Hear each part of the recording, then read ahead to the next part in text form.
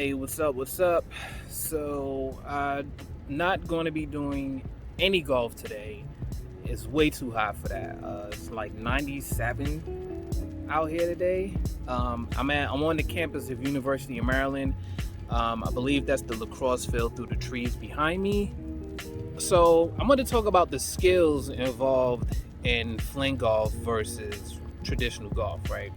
So, until you get the ball in the green, the purpose in traditional, in both fling golf and traditional golf, is to get the ball airborne, right? Get the ball in the air, travel the furthest distance so that you can get the ball in the hole in the least amount of strokes, right? Cool. Now, the challenge in golf is getting the ball airborne, right? It's making sure that your swing mechanics are good so that your club hits the ball in the precise angle and the precise spot on the club so that it gets airborne and goes straight, like to where you want it to go, right? So me as a beginner golfer, right, I actually got interested in golf through Fling Golf. Right? That interest waned really, really quickly. Like, I still do like going to the driving range and just driving, but I'm not really interested in playing traditional golf on the course. I much enjoy Fling Golf better. And one of those reasons. Diverse. I don't know what the word. Let me change the subject real quick, a little bit.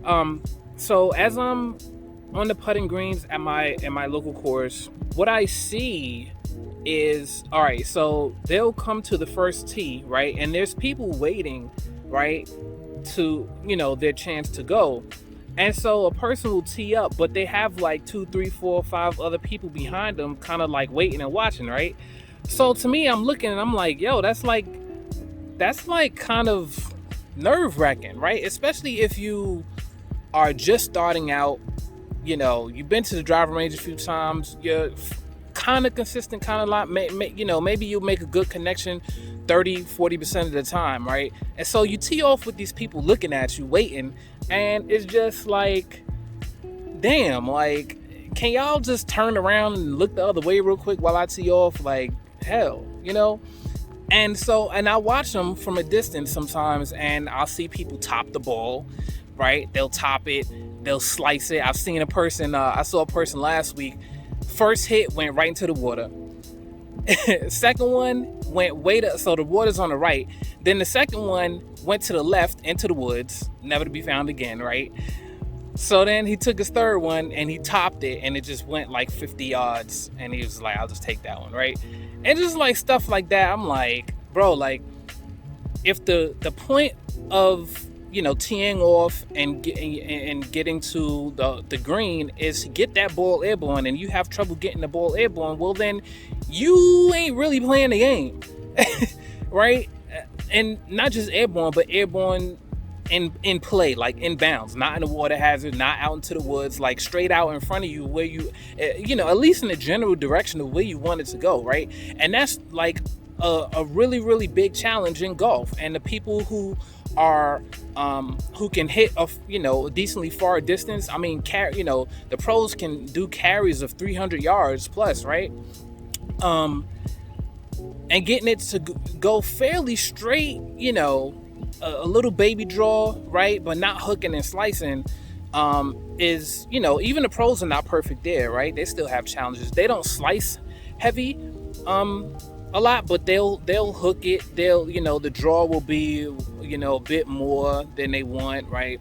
But the slices won't be that heavy, but they'll slice it occasionally, right? A bit. And so, it's like, damn, if the pros are having that issue, like, how are you gonna do as an amateur, right? And so, and those guys work, I mean, they're playing golf since they were kids, right? Like elementary school, right? And sometimes like even younger, like preschool, like, they're barely walking playing golf, and then they get to the pro level when they're like, in their 20s and stuff. And it's just like,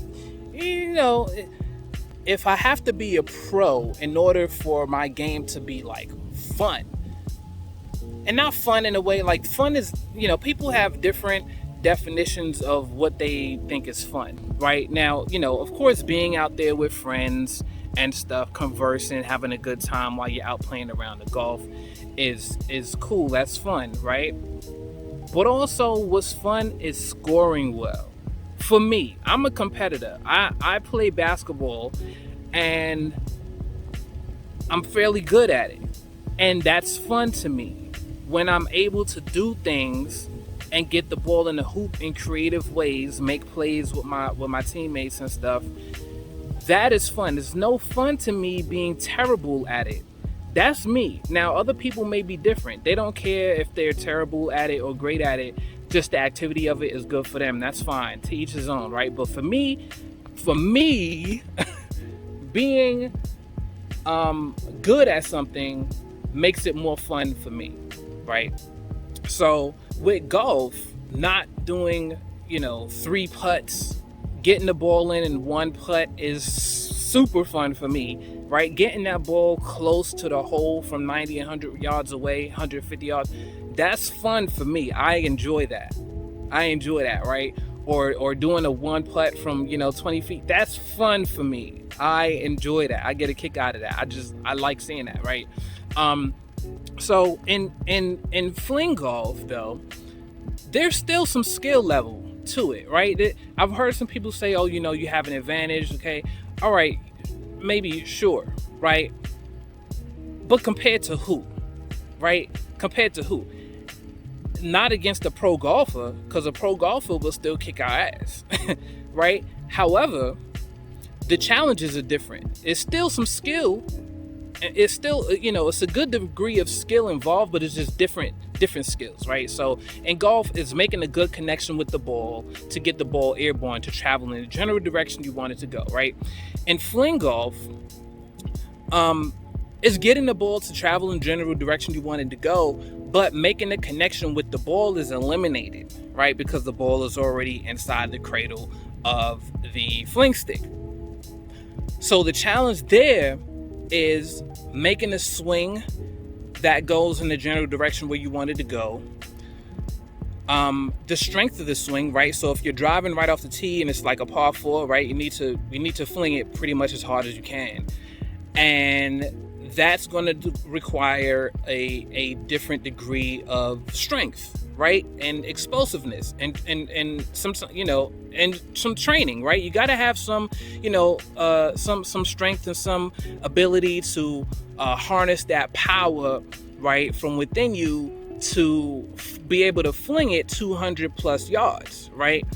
And me, I haven't been in the gym in a while, right? I am all fresh out of muscle right now, right? And so I'm only able to fling about 150 yards. And so, right now I'm just about to head to the gym. I got my gym gear on, right? And I'm just about to head to the gym right after this. And one of the main things is to get my fling game up, right? To be able to fling those long distances, because that's fun, right? Seeing that ball travel in the air so far away, because what you did, that's fun. That is fun, right? 2, judging the loft and the distance, right? The speed of your swing. So if you're like 100 yards out, 150 yards out, right? Well, let's say 100 yards out, right? 75 yards out, something like that. From the green, you need, if you want to get close to the hole, you need to be able to judge the amount of loft that you need, the speed of that swing, right, in order to get it close to the hole. It's still some skill involved in there.